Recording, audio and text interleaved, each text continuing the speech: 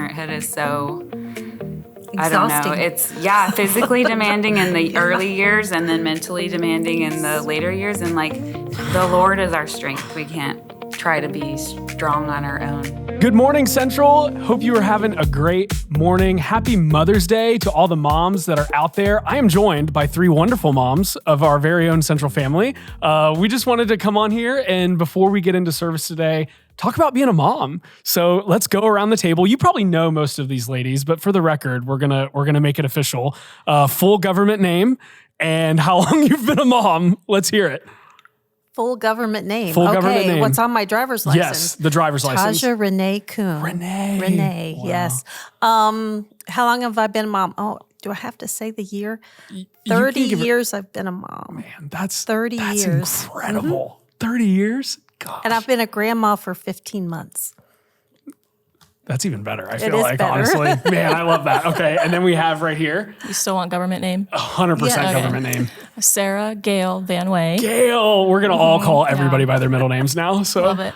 And I've been a mom for 2 years. 2 years, let's go. And then right here, right to my left. I'm Erin Elizabeth Nave. Elizabeth. And I've been a mom for 13 years. Let's go. Fun fact, just for the record, my government middle name is Andrew. So anyways. What's your first? First name's Thomas. So what a time. Hey, we have some fun questions that we want to ask some moms here. We're going to start a little lighthearted just for fun. Get the conversation going here. So the first thing that I want to ask all of you is, do you remember specifically the first time you found out that you were going to be a mom? Like you're looking at the pregnancy test, you flip that thing around. I don't know if you guys filmed it or filmed a reaction.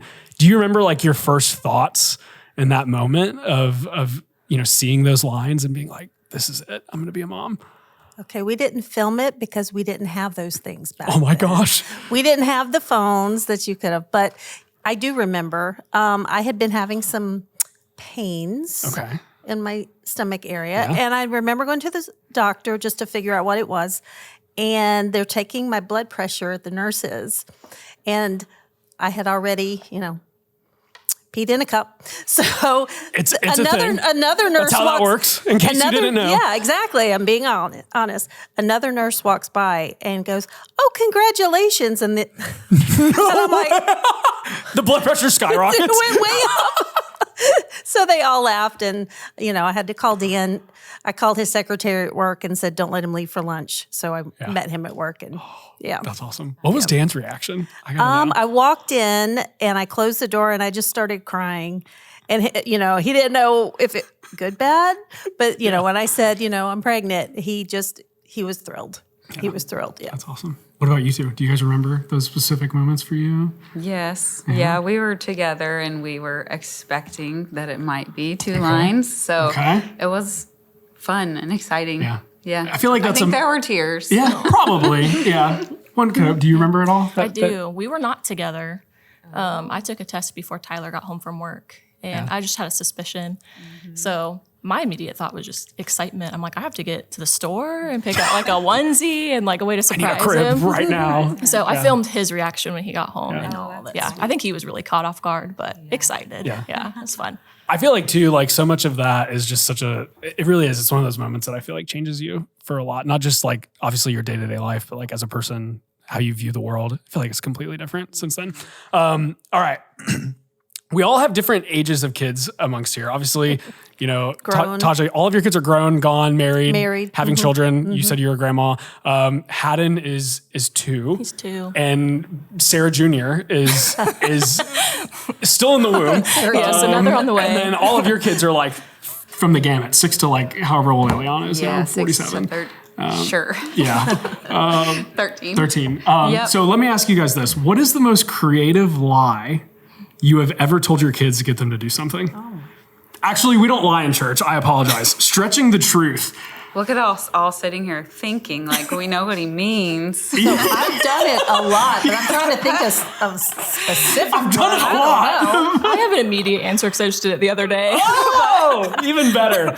We were at SeaWorld the other day, and Haddon loves SeaWorld. He loves all the animals. And so as we were leaving the park, he knew we were leaving. He didn't want to leave. So the whole walk to the car, he was going, stay, SeaWorld, stay, go to SeaWorld, see the dolphins, see whales. So after he cried in the car for like 5 minutes as we left, Tyler just goes, sorry, bud, the whales had to go to bed. It's the whales' bedtime. And he bought it. So Yeah, hey. Everybody has to sleep sometime. Yeah, he you know those understood. whales aren't sleeping. They're hanging out in their little But enclosure. in his 2-year-old brain, sleep made was sense. So helpful. it worked. Yeah. Calmed them down. We're just trying to help our kids when we Yeah. do that, you know? Can you think of anything, Tasha? I feel like your brain is working overtime well, right there to go like, It was a long time ago that I would have done that. sure. But I do remember, I won't name the child that it happened to. If you're watching this, you know. They know if they're watching it. Used to call home a lot because they were sick. Mm. And I told him that I had called the doctor and that he had said the next time they got sick, he had 3 different shots that he was going to give them. And it was assured that they would not get sick again. They never got sick at school again. Oh, wow. So we didn't have to test that. But I did tell him, and I think it scared him. Yeah. Even to this day, that child is probably like, I'm never sick because I have to get Not shots. sick. Yeah. They never get sick in their life. Do you have an So that answer was for this bad. one, I can't Erin? think of anything off the top of my head. I feel like I know. Erin just that never we lies to have- her children, No, guys. I mean, I try not to. Yeah, but, absolutely. No, it's fine. You know, I can't think of anything Yeah. off the top of my It head. probably happens on some. I feel like everybody's kind of like, oh yeah, like they're asleep. The whales are sleeping. Like whatever it takes to help them get over Yeah. something. Yeah. Yeah, it's fine. Okay, I feel like another classic, like mom coded thing, like universal experience as a mom, is like hiding someplace to get peace and quiet. Have any of you? What's the craziest place you've hid? The bathroom doesn't work. They just come in. They just come in. bang. Yeah. They somehow learn how to Figure out unlock the door. open the door. Yeah, so we're working on privacy in our house. The grocery store. Ooh, that's a good I mean, one. I would just, we need groceries and Have fun, Dan. Leave the kids at home with Dan, although that was a whole other different story. What I would come home to. You can do another podcast with me another day. Absolutely. But yeah, I would go do errands just to get away for a little bit. Yeah. Peace and quiet. Absolutely. You got anything yet? Has Haddon terrorizing you on that level? Not too bad. I mean, he still takes a nap, so I feel like I okay. get my peace and quiet during the day. And he can't open doors, so Yeah. Consider yourself lucky, he can apparently. be contained. So we're not at that point yet, I guess. Absolutely. Okay. What is one thing, few more funny ones. What is one thing you swore you'd never do, but then you did it all the time once you became the mom? Anything that you can think of with that? Yeah. Do it because I for it. said so. Because I said so. worst. I hated that when my parents did it to me. And yeah, I did a lot. Yeah. Yeah. Awesome. I have something that I said I would do and don't do. Ooh, okay. Let's hear it. I was adamant that I was going to get up before Haddon in the morning and have like that quiet time to myself. But every time I would do that, he would wake up. Like it's like he could hear me. Yeah. So now I sleep in until he wakes up. Sixth sense. And after he takes his nap, then I get my peace and quiet time. Yeah. That's nice. I've heard Haddon is quite the sleeper. He is a good sleeper. So Yeah. that's probably really nice. Yeah, we're counting our blessings there. Heck yeah. The second one won't be. That's what everybody says. So Send help. You have anything that you can think of, Erin, off the top of your head? Well, just like kind of the phrasing, like if you don't do this, then this will happen, or this is the consequence. Like it comes out more than I would like it to. Yeah. Because then you actually have to follow up on that. Yeah. You don't want to put threats on. Yeah. I feel that. Yeah. That happens to us a lot. Because like we need to create the expectations, and then they just know there's consequences without us like saying threatening or whatever. but- Absolutely. All right, last one before we get into some more serious stuff. If you asked your kids, hey, being a child of my mother comes with a warning label, what would that warning label be? Well, I guess for me, they know that if any kind of music, especially 80s music, comes on, I'm going to sing to the top of my lungs. And, now it doesn't embarrass them so much, but back in the day, it would have really embarrassed them. Really? Okay. But I didn't care. That made it even more fun. Let's call Caitlin. Go ahead. We're calling Caitlin Kuhn right now. She said she would answer. I don't know if she's actually going to, though. Let's see if she does. If she doesn't, maybe we'll take a call in later. We got to go straight to the source here, guys. Oh, I would call Haddon, but he would probably just be like, Gator, hello. How's it going? Say hi to Central. Hello, Central. Okay, listen, does your mom sing to 80s music? Oh, yeah. Okay. Has she ever done anything that, like, what's the most embarrassing thing your mom has ever done to you? Can you think of anything?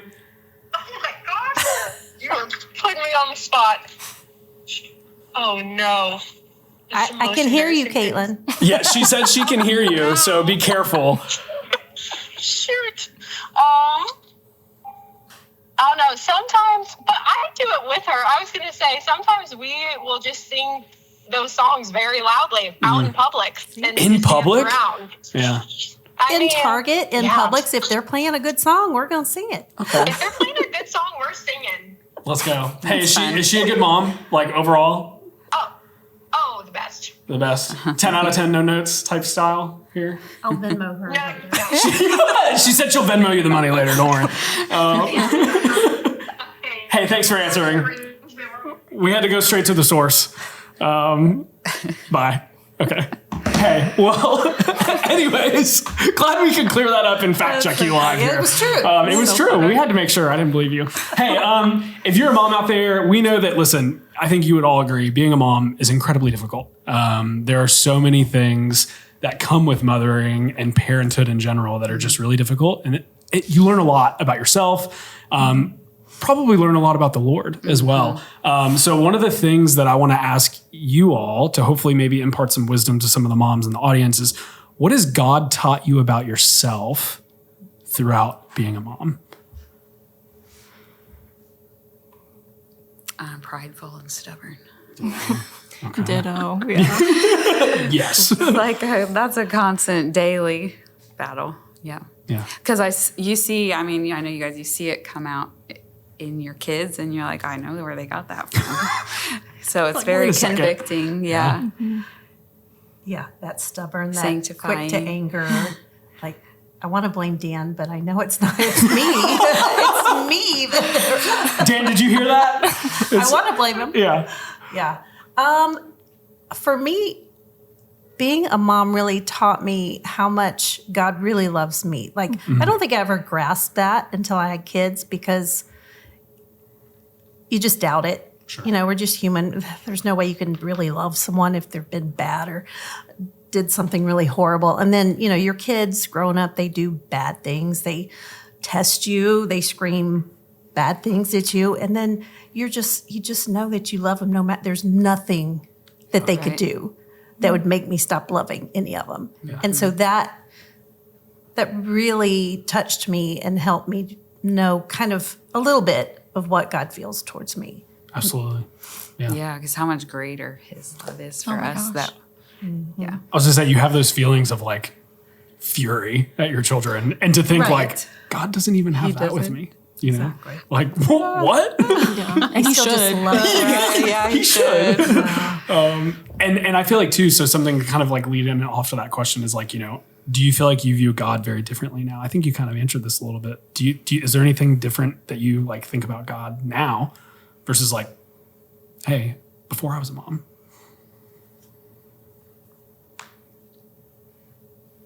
The grace, you know, that's undeserved. You know, a lot of times,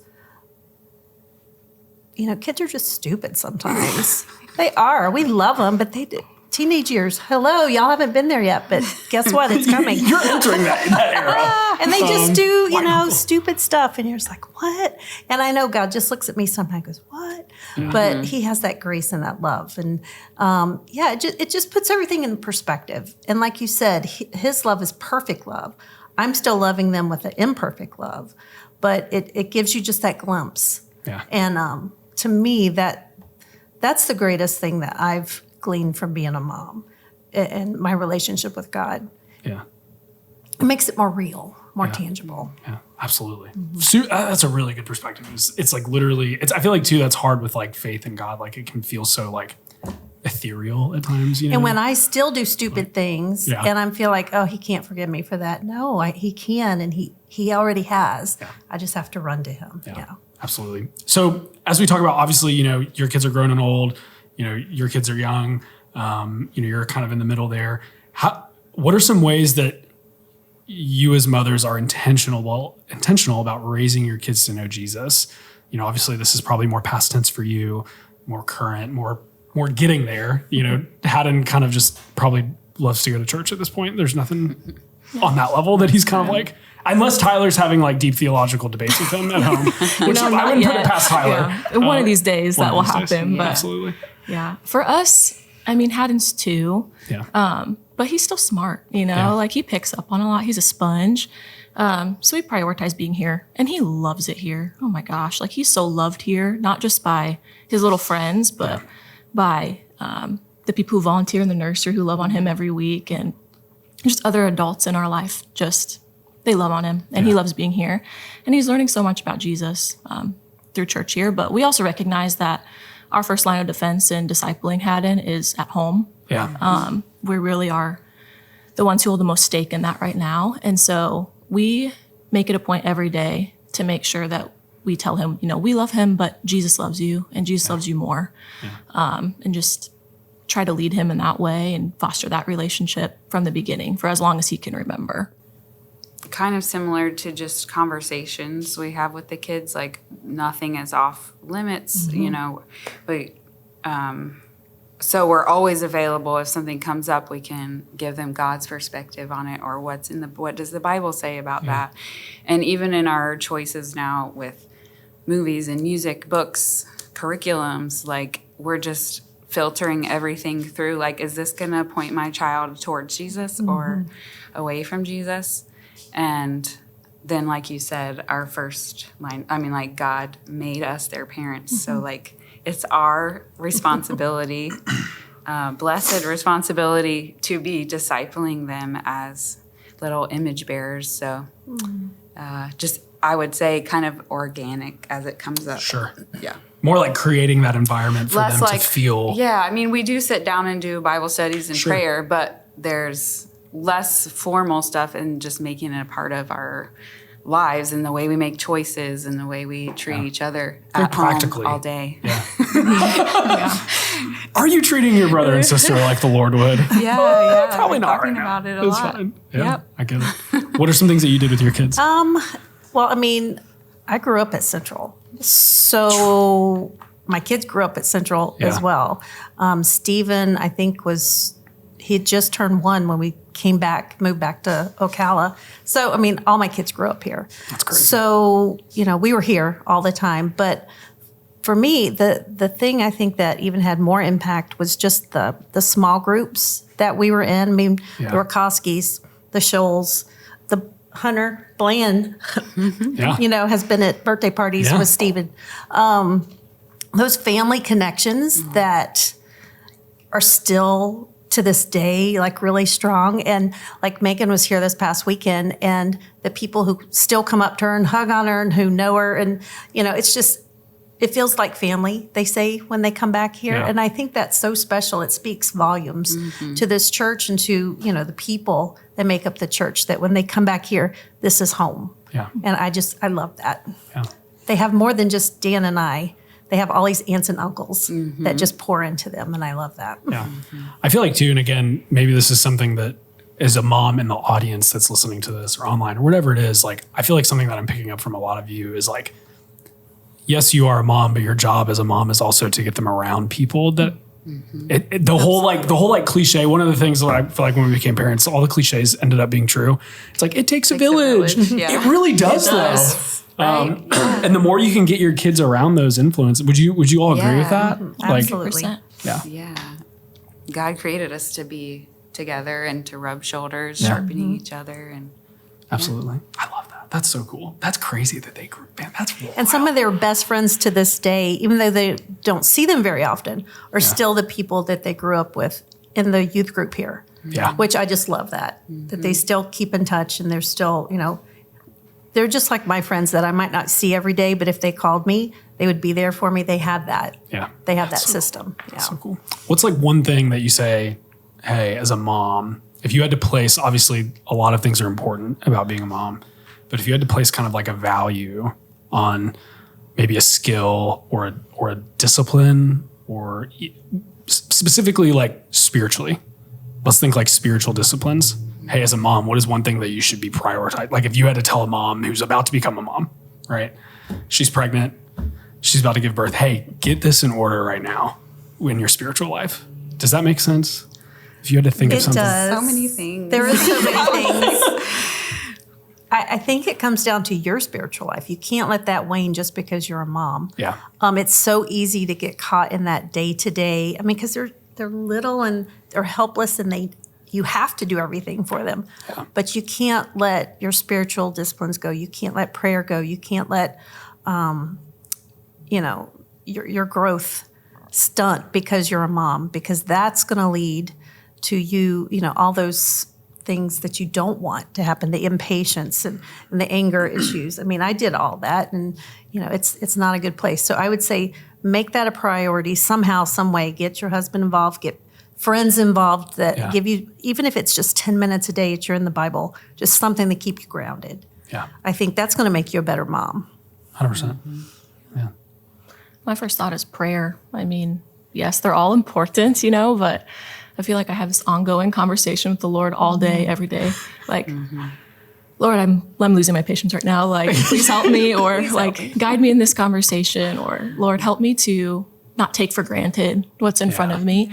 And then just praying for my child too, I think there's so much strength in that, and inviting other people to be part of that too. Like, I don't know if other people have experienced this, but I feel like there have been moments in my life where I've actually felt uplifted by people's prayers. And I wake up and I'll tell Tyler, people were praying for us. Like, I just feel that. So inviting people to be part of that with you and your husband and for your children, I think that's really important. You can't block a prayer. That's one thing I always say, So, just pray for your kids. I will say this. I talked to Laura Scholl, actually. If you're in the audience, hello, Laura. I still remember this conversation with you. I was asking her about being a mom, being a parent, and she said the only thing that she regrets is that she didn't pray for her kids more. And she was like, not that I didn't pray for them. She's like, I prayed for them all the time. But she's like, I always felt like I had this yearning of I could be praying more for my kids. That's the most important thing I could do. And I was like, that's heavy. But it's important. Yeah, it's powerful. I think I know my parents prayed for our spouses, prayed for those who influenced us in school and all that stuff. I wouldn't be the person I am today without my youth minister and his wife. And I actually wouldn't have met Evan without them. And so I feel like they were a part of answered prayers from Shout my out to parents. those people. Yeah, so prayer for sure, and getting in the Word, those two things are you can't function with. You get so in yourself and worn down because parenthood is so Exhausting. I don't know. It's physically demanding in the early years, and then mentally demanding in the later years. And the Lord is our strength. We can't try to be strong on our own. That's what I'm kind of in a season right now, is recognizing I'm not in control, and the Lord is giving me any strength that I have. So yeah.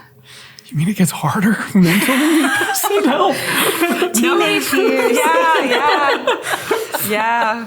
Hard physically. Although and I then had hard good mentally. teenagers, actually. Did you? Yeah, Okay. I really did. Caitlin, They were all good. Steven, they're all fine. Okay. Well, that's good. I was So, very blessed. shout out to them. They're great kids. Well, hey, before we kind of wrap up and end this, I want to let you leave the audience with one thing. What is something that, if there's a mom in the audience, which there probably is, what is something that you would want to tell a mom here at Central? It could be a first-time mom, long-time mom, any kind of pearl. This is your chance to mic drop moment, Maybe you're not alone. I mean, that sounds kind Yeah. of easy to say, or a lot of people say it, but you can get in those moments of parenthood or just life being life that you're I don't want to talk to anybody about this, or nobody else feels the way I feel, and we kind of isolate. Yeah. Even though literally all the other families are doing the same thing. It's a universal experience. Just don't keep it to yourself. Keep it in the light. Keep it in the light. You're not alone. That's good. I would say, it's okay not to be perfect, because you're not going to be perfect. Yeah. And you're going to mess things up, and they're still going to be okay. Yeah. They're still going to love you. They're still going to grow up to be good human beings. But yeah, I know we can beat ourselves up pretty bad Yeah. over things. And I can remember, just crying at night, wishing I'd done something different or not done something that I had done. Yeah. And, they still love you. Yeah. And God still loves you. And you're not going to be perfect. And it's okay. Yeah. Well, it goes back to that conversation that you all were saying earlier of like, hey, you need to live from that place of like, this is what God did for you. And so you carry that mentality into to being a mom. That's going to shape how you interact with your kids or parent them, raise them, whatever it is. So yeah, absolutely. Yeah. I feel like I'm just going to be reiterating what you guys have already said, but God sees you and he loves you. Yeah. And he's going to carry you even when Yeah. times are tough, but he loves you more than you love your child, like if you think about how much you love your kid, he loves you even more than that. And that's hard I think for our human hearts to fathom, but it's true. And so he sees you. He'll carry you. That's awesome. That's really good. Those are really good words to rest on. Listen, if there's one thing that I hope that you take away from this video is that being a mom should not be a solo activity. Obviously you have your husband, but I think more importantly, on some level, you have women who have gone through the same thing. Yeah. We're all joking up here and laughing about, oh, nothing's a universal, it's all a universal experience, but like, ladies, it's true. If you're a mom out there and you feel alone, you feel like you're going through it, there are people here at this church that want to pray for you, that want to love on you. So no matter what season of mothering you are in, whether you have young kids, older kids, we wish you a happy Mother's Day from all of us here at Central. We hope you enjoy your day. We hope you feel loved, not just by the people around you, but by God himself. Have a great one. We'll see you soon.